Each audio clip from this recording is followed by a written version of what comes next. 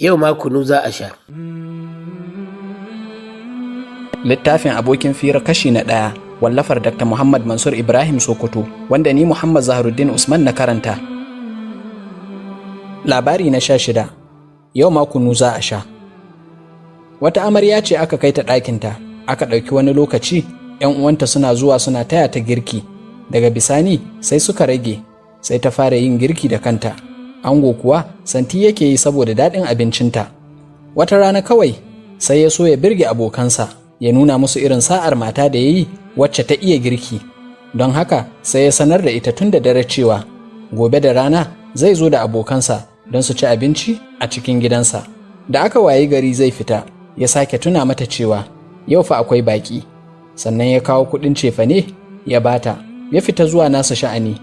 Ita kuma saboda ƙuruciya, bayan da ta gama dama kunun safe, sai ta kwanta ta yi bacci abinta. Tashinta kawai sai ta ji ladan yana kiran sallar azahar.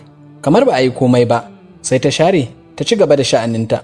Jim kaɗan, ango ya shigo gida cikin murna da ɗoki, ya yi sallama ta amsa masa. Sai kawai ya ga ta canza fuska. Lafiya kuwa?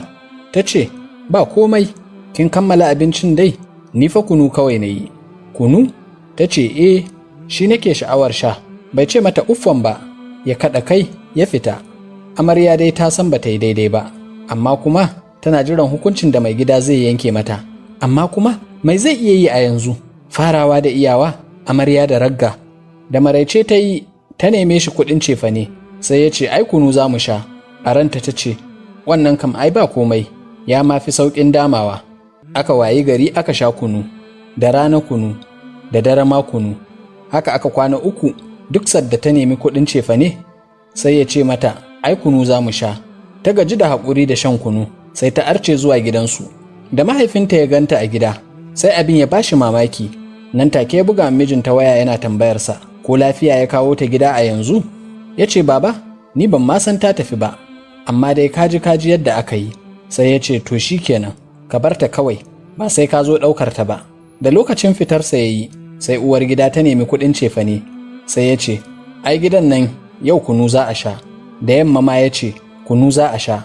Haka suka yi kwana 2 tana shan kunu a gidan iyayenta bayan ta kwana 3 tana sha a gidan mijinta. Da ta ga cewa babu sarki sai Allah, sai ta sulale ta komawarta gidan mijinta.